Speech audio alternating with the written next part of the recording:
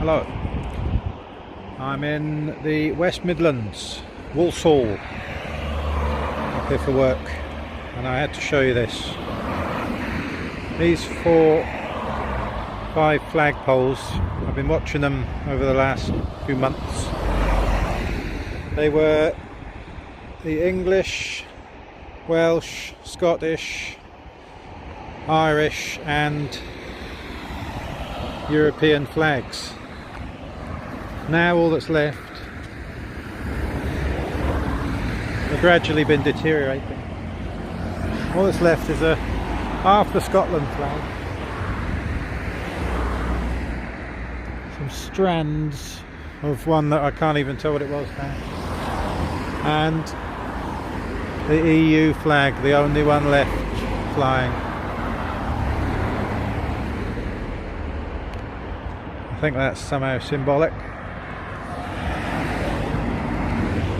So yeah, I'm gonna probably bore you to death now. I'll go over my entire thoughts on where we are in this whole Brexit muddle. I might have mentioned before that before the referendum I really didn't know much about politics at all. European politics even less.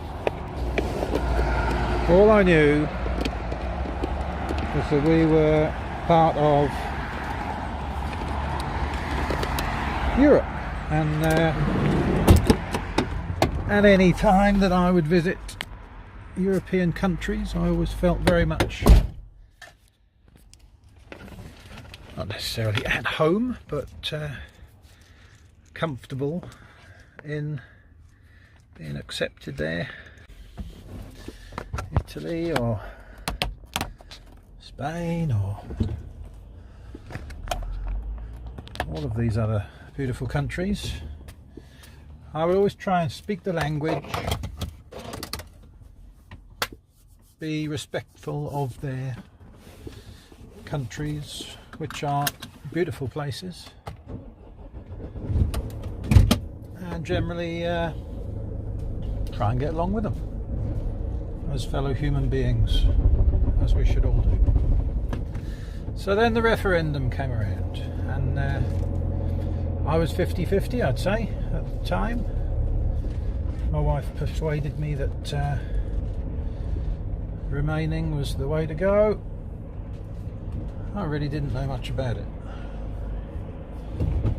because I've always lived in the European Union, and it's been very rarely mentioned. You know, things like seeing that flag is a rare thing to see in this country. There's just been very little mention of our membership of the European Union, apart from the media complaining that they tell us what to do.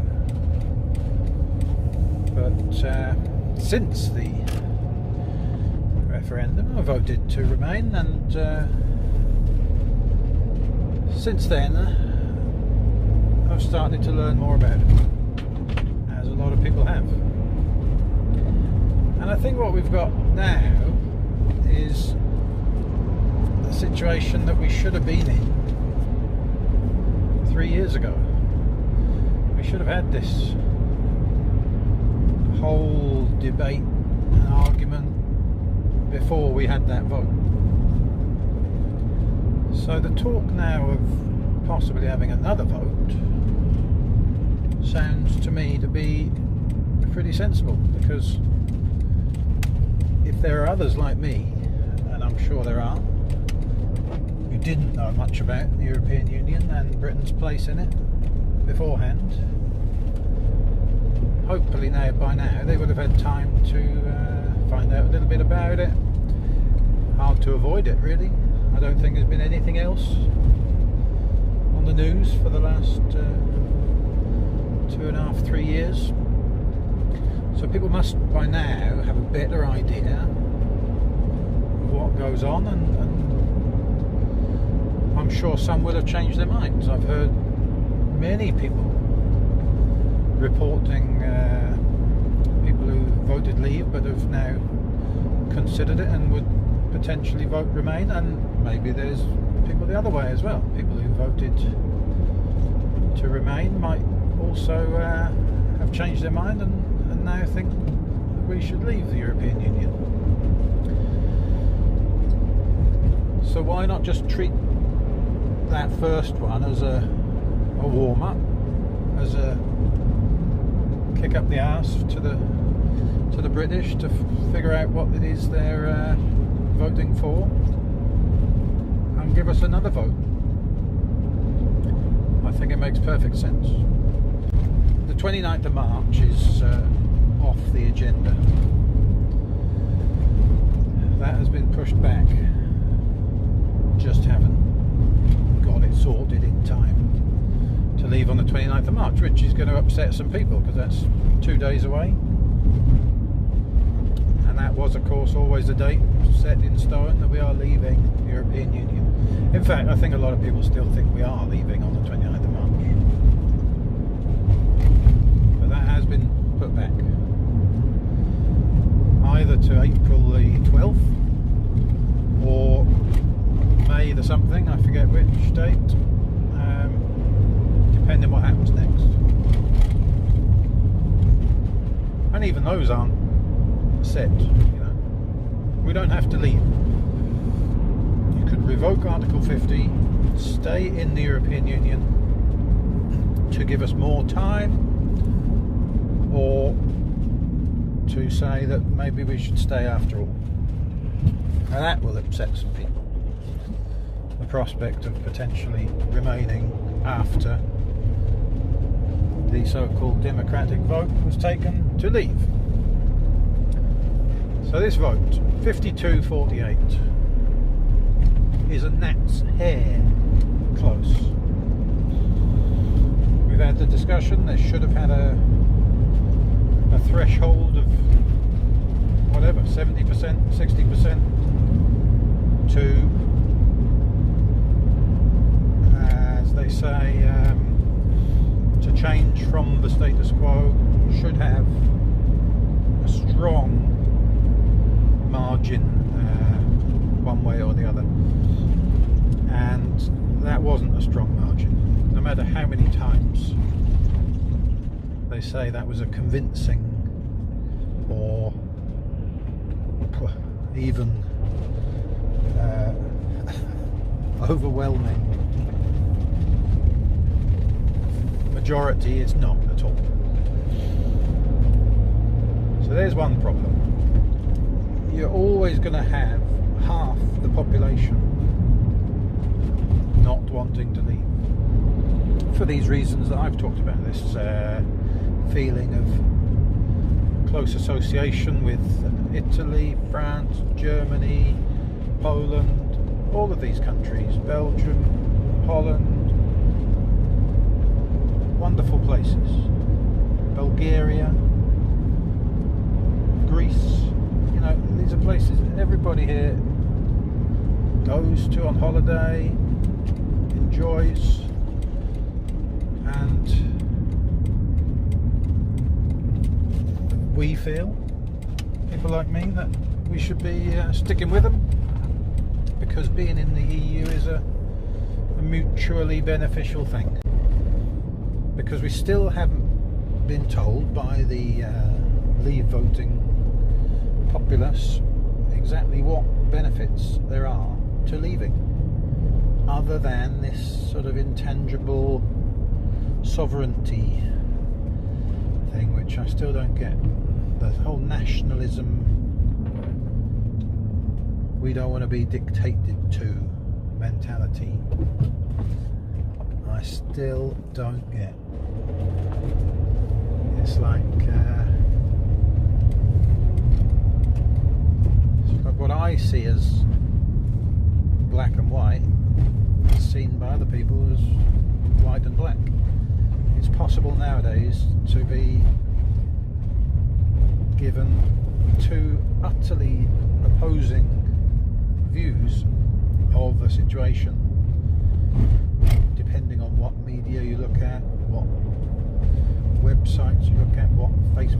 camps you are in, it's possible to be completely and utterly... Oh, there's a giant Wetherspoons there.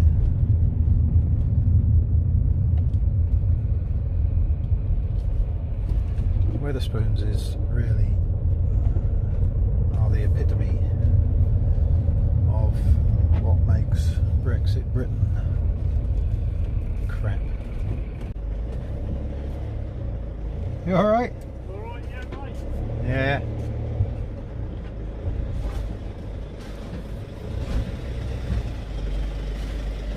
That's Alf. He makes baths, among other things. That was Alf. Alf reckons that it's all to do with your mentality. If you're a working sort who looks after themselves, wants to pay their way in life,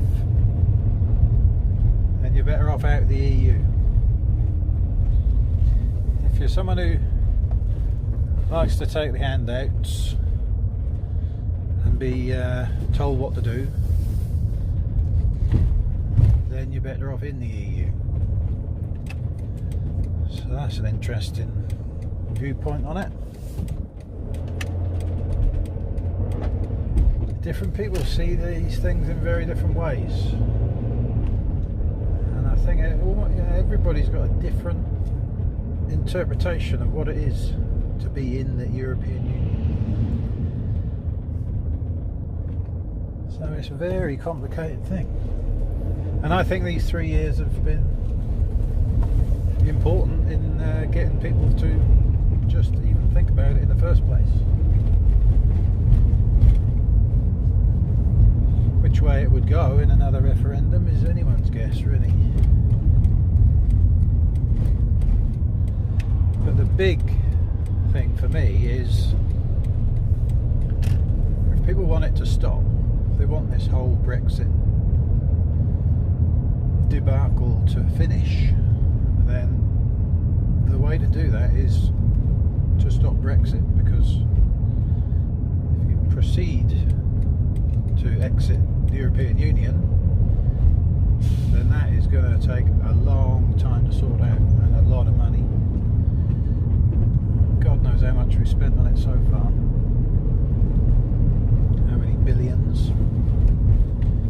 But it's going to be a lot more than that if you're going to carry on, because we haven't even started leaving yet. We've already been talking about how to leave. It's ridiculous. And I think a lot of people didn't realise that. You know, a lot of people thought, right, if you vote out, we're out, done. Carry on. It's not like that. And it won't be like that for the next 10 years. Today, Donald Tusk said that he doesn't want the European Parliament to betray the British Remain voting public, because we are still part of the European Union. So he is saying that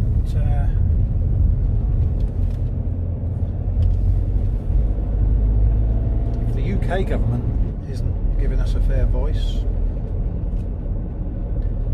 that they should be. And that potentially means, and this is where the timing is so important right now, is because every 5 years you have the European Parliament elections.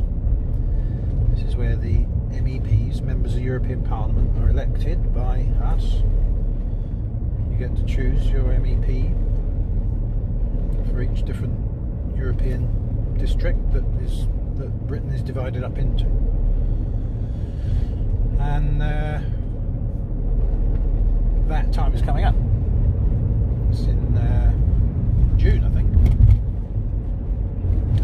So for us to leave now was kind of the plan, to get that out of the way for the European Parliament elections. But now it's being delayed. We've got the potential that we might be still in the EU when this European Parliament elections come up, and then we have to have to put forward our candidates and carry on our MEPs in the European Parliament. Otherwise there'd be a mismatch, because Britain's still in the EU, no MEPs, doesn't work. Now this is where the UKIP faction that managed to worm their way into the European Parliament, I think probably 5 years ago, have got the possibility of being ousted. So if we do stay in until the European elections, then this is the time to get some positive influence in the European Parliament on behalf of the British people. Having all of those UKIP members who just wanted to be out of the EU sitting at the seats in the EU's Parliament is just a travesty, really. How can they think that is acceptable way to carry out their business? It's like I'm not quite sure what it's like. It's like a insidious parasite going inside the body of a bigger animal in order to eat its way out from the inside, destroy the animal it's living off. It does make me a bit sick to see that going on. So if we stay in, hopefully we can get rid of those UKIP members in Parliament, in the European Parliament, which is a fantastic place. So, yeah, you look at that, you watch that on the television, you can watch it anytime. It's on the European Parliament live channel on the internet, and you can you see what goes on. They've got the big round room, all the representatives of all these great countries get together and they work out what they think is going to be the best way forward for things. Doesn't always work brilliantly, nothing's smooth. That is such a complicated thing to run, but what a great thing that they are there in the one building, all talking to each other, translated in here, everything. It's fantastic. I think that's a fantastic thing, and I never really knew about that before now. So yeah, this whole dictatorship thing. So apparently we are being dictated to by, and you can either take it as being the EU, or as a lot of people have been telling me, Germany. Apparently Germany are in charge of it and dictating to us what we do with our lives. Now, I have never heard in all the debates we've had one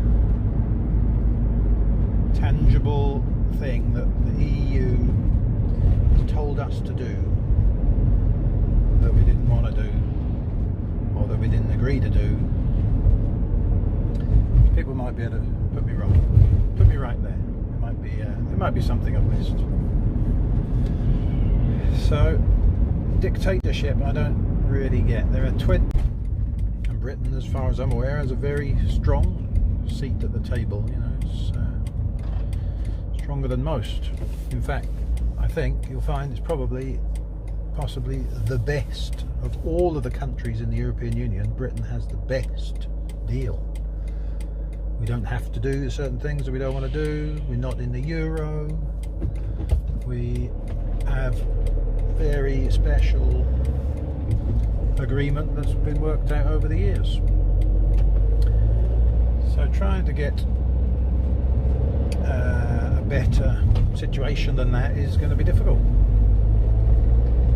A lot of the Polish that maybe people object to are coming in and they're doing plumbing work, building building work, menial kind of jobs, and a lot of restaurant work, and these sort of roles that maybe a lot of the British people don't necessarily want to do. But yes, they're taking some jobs, but not necessarily to the point that they're making us unemployed, because we wouldn't necessarily be doing that job anyway. I don't know. That's a very difficult, big subject. But I think it boils down to fear. It's fear that somebody who's in your community is talking a different language and doing things slightly differently, which you're not used to. But this is the way of the world. This is how transport improvements and communications improvements mean that people travel around the world more, and they want to live and work in other places. They don't want to just stay in their home village. That's not going to change. It won't stop people wanting to do that. The whole of the rest of Europe is interlinked in such a way that people travel freely from one country to the next, and they don't have to worry about visas and work permits, and that's creating a great sort of multicultural existence. And I don't think that's something to be afraid of. A lot of people despise the sort of liberal way, which from what I can gather, means that you accept different races, different cultures into society, and everybody gets along in a liberal fashion. That's kind of how I interpret liberalism. Gay, straight, black, white, everybody gets along. Now, what is to be hated about that? You can't explain it and come up with a rational explanation for why people hate that liberal attitude, unless you start getting into either hatred of your fellow man because of his origins or colour or language that he speaks. But I don't think it is. I think it's fear. And fear is a much less frightening emotion, if that makes any sense. Hatred, you can't think how to resolve that. But fear is a more easily resolvable thing. And I've always thought that if we had tried harder to welcome these foreign people into our society by speaking their language a little bit, even a few words, just learning how to say hello in Polish, or how to say thank you very much in French when you go to France, or Spain on a trip to Benidorm, say something more than just a large beer, please. People would have learned all these things years ago, rather than this whole, well, I speak English and that's all I'm going to speak ever, especially in my own country. Then we might be a little bit better off than we are now. Where are we going with this? If we get a second vote, a third vote, as a lot of people say, because the first vote was, of course, in 92. 1975 when I was born. I don't remember that one. If we get a third vote on European Union membership, I just hope people step back from the whole Brexit story we've seen for the last 2.5 years. Look at the facts, think about what's good and bad about it, and make a rational decision. That's all I would hope. I know there will be many people set in stone on their original decision, but I would certainly entertain both sides again, and maybe this time with less of a less deception in the campaigns, and with a more factual approach to what it is being in the European Union means. Maybe we can see a fairer and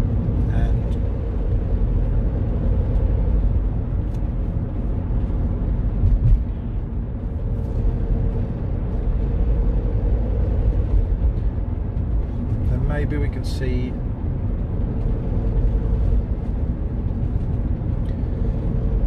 can see a sort of real result, an actual not so emotionally charged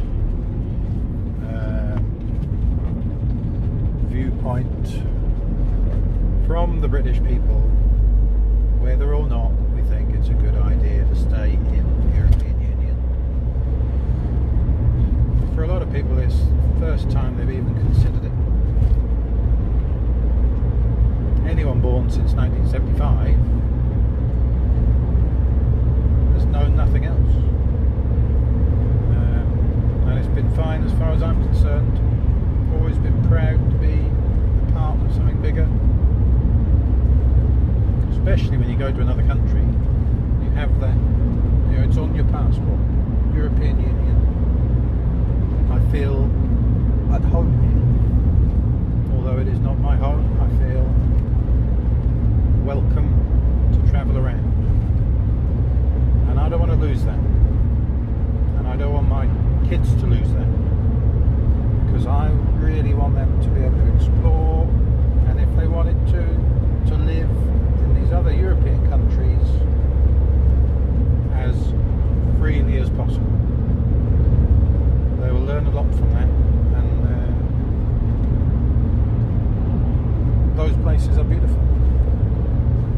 We think Britain is great, but we haven't got nothing on the rest of Europe in terms of majestic mountains and fabulous weather and unbelievably nice food and all of these things. Beautiful people that make Europe such a wonderful place. Britain's good. All of these countries are good. And I think we should stick together. Bring it on. Bring on the referendum. But even better, just call the whole thing off in the first place. And let's get back on with our lives.